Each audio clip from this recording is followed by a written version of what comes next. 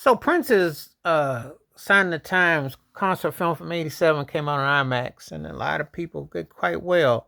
Um, it's bittersweet because it was, obviously he's no longer here, and the company estate's making a hand over fist with the money, and there's so much going on with that. But it's in IMAX, and people are excited about that. I remember going to go see it back in '87. I saw it in Newport News, Virginia. Actually, I remember that night when I went to go see it. It wasn't but like a handful of people. It was a far cry from the numbers uh, that they're getting now. It wasn't like that back in the day because Prince had gotten to be kind of passe. He put out a lot of stuff, and some of it didn't hit. Well, I remember I went to back nights. I went to Friday and Saturday. Saturday night, there was more people in the house, but a lot of people were disappointed because it didn't end with a door. And that was one of the major faux pas. It was a tight concert film. Now, ironically, for someone who used to talk about real music, real musicians, he mimed and lip synced through the performances because there was a big old, when he was overseas in Amsterdam, Rotterdam, what have you, a lot of the wiring and stuff got jangled. So he did a pre-AI with the crowds and mixed and matched to Paisley Park and brought it back. So, um, you know, and there ain't no knocking with it. Was very entertaining. And he charismatic.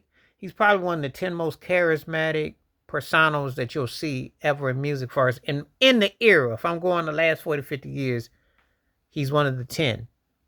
And, showcase his musicianship and his direction, his visuals, the stage setup. It was cool. It was peak prime Prince. And to me, that was the last of the hurrah of him.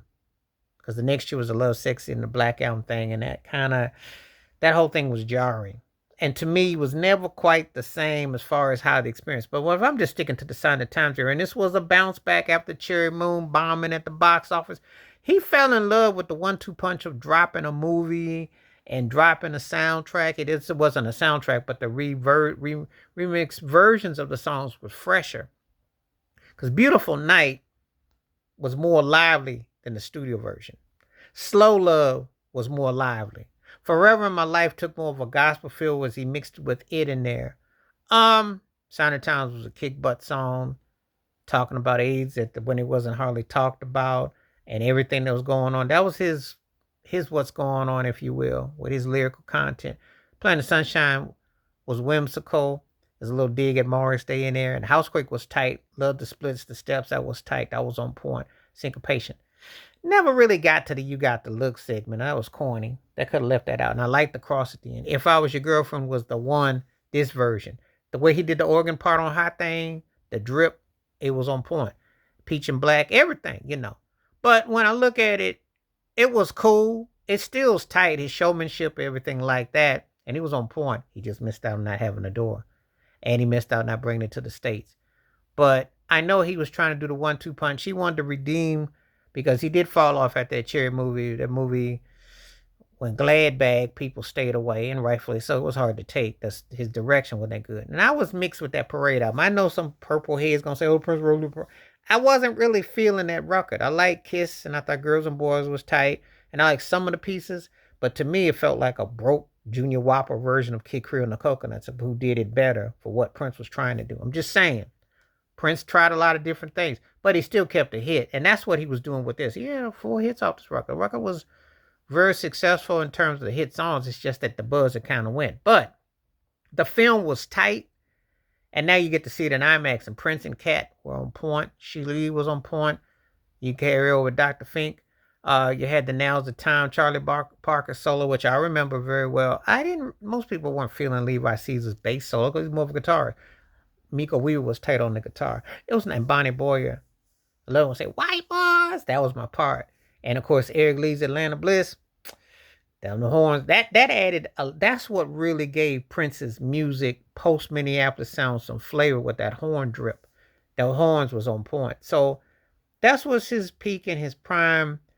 I like the little nod to Little Corvette that he did in there. So ended up becoming like a commercial, smart little move that he tied that in that segment. And the showmanship, even though it's painful to watch all the splits and the stuff because what happened to him out course of time. And he stopped swearing, which was good. I don't think he had to do that because the musicianship and his theatrics, his signals with his eyes, his hand signals and all that, it was layered.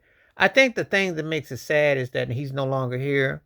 How he passed, because he gave his body. He was a physical entertainer. Quite a few were back in the day. You had to be.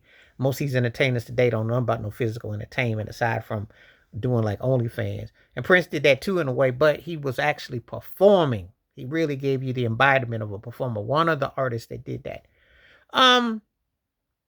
The only thing is, like, again, his family won't be able to collect the loot off of that. That's the sad part. And of course, the door not being there, which I did see at the December 31st celebration, which was leaked with Miles Davis and all them on there. But this is definitely, I would say, a must see if you're a Prince fan. And if you're not, or if you're casual, you get to see what the expectation. He was one of those artists that's what the expectations, to perform, to entertain, to give you showmanship, to play, to bring it.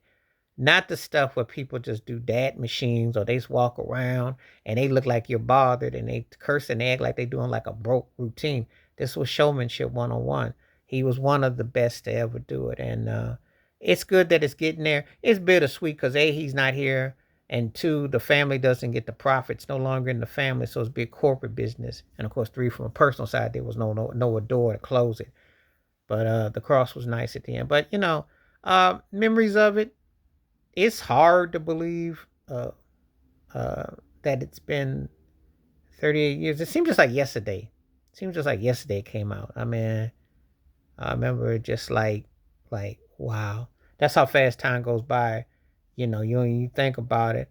And it wasn't overblown, But it's good to see people rapping with it. But anyway, let me know your thoughts and your takes. Prince signed the Times and IMAX for a limited time. Please hit like, subscribe, work on thoughts, comments, and I do respond. Thank you. Wash your hands.